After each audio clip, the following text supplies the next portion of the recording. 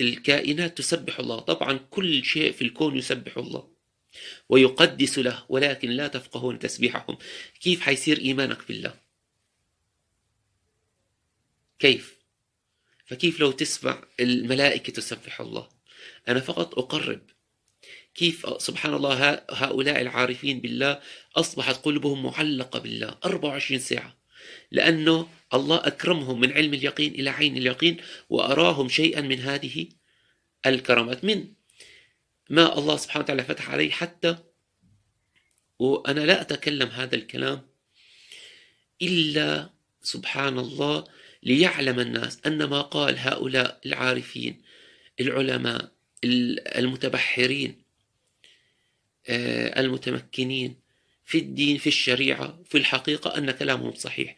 العبد الفقير صار معي شيء من هذا غير سماع الكائنات، سماع التسبيح الملائكة وتلاوتهم لكتاب الله أينما أكون. أيضا هنالك سبحان الله من سماع الكائنات أنه مرة كنت سائر في الشارع أسبح الله، فسبحان الله شجرة تكلمت مع العبد الفقير، شجرة قالت يا عبد الله أسقني ماء أكرمك الله. هاي الكلمات ما بنساها، ما بنساها. يعني عادة، يعني شيء طبيعي أنه تسمع مثلا شيء يسبح الله، لكن أما شيء يخاطبك هكذا يا عبد الله، طبعا أنا حضرت لها ما، لكن سبحان الله العلماء تكلموا في معاني عجيبة وعميقة عن هذا الشيء، أن الكون كله كما جاء في الحديث الصحيح إن الله وملائكته وأهل السماوات وأهل الأرض حتى النملة في جحرها والحوت ليصلون على معلمي الناس الخير. يعني كل الكون ينتظر منك، صلاحك يؤدي إلى صلاح الكون، دعوتك الله يرزق فيها الكون ويجعل الخير في الكون. توقف الناس عن الدعوة إلى الله، توقف الناس عن عبادة الله، هذا يؤدي إلى فساد الكون. ظهر الفساد في البر والبحر بما كسبت أيدي الناس، فأنت خليفة الله، فيك يكون صلاح الكون وبك يكون فساد الكون.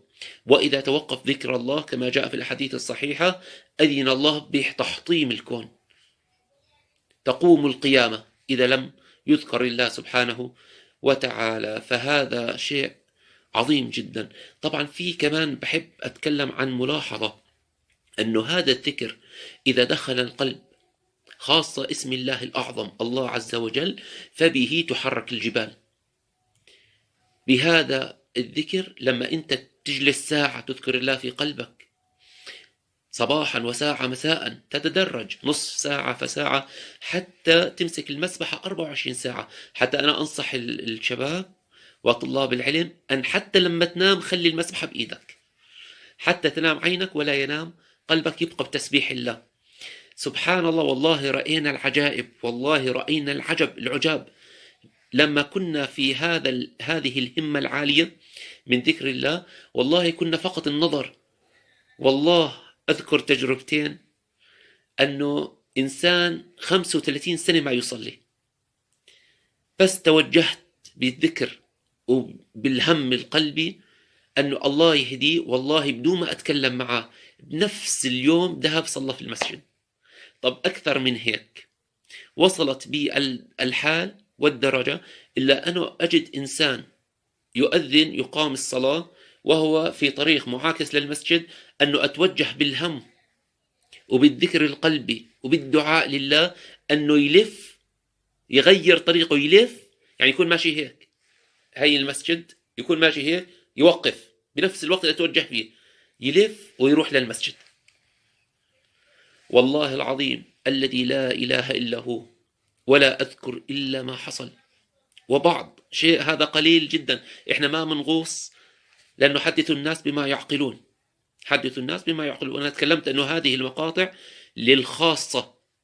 للخاصة لأهل الشريعة، وللخاصة من أهل التصوف، أهل القلوب، أهل المعرفة. لا، العامة ليست لها هذه المقاطع.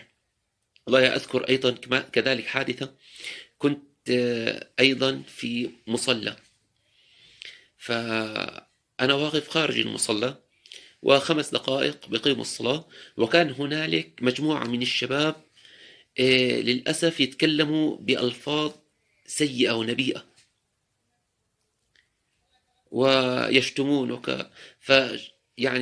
يعني صار في قلبي وجع، وجاء في قلبي توجيه هذا السر وسؤال الله سبحانه وتعالى لهم بالهداية وأن يأتوا يدخلوا المسجد. فسبحان الله والله العظيم ما في 5 ثواني حتى جميعا جاءوا لحالهم دخلوا هذا المصلى وصلوا. طبعا أنا اتخذت الفرصة وجلست معهم وتكلمت معهم، لكن هذا تقول العلماء هذا السر أنك تربي قلبك على ذكر الله سبحانه وتعالى حتى ينبض بحب الله، حتى ينبض بذكر الله. وإحنا دائما نسأل الله بالدعاء اللهم إنا نسألك لسانا لا يتوقف عن ذكرك، ونسألك قلبا ينبض بحبك، ونسألك جوارح لا تتوقف تسعى لقربك. سبحان الله العظيم. طيب نتوقف هنا إن شاء الله، نكمل في المقاطع الأخرى حتى لا نطيل عليكم. جزاكم الله خير، بارك الله فيكم.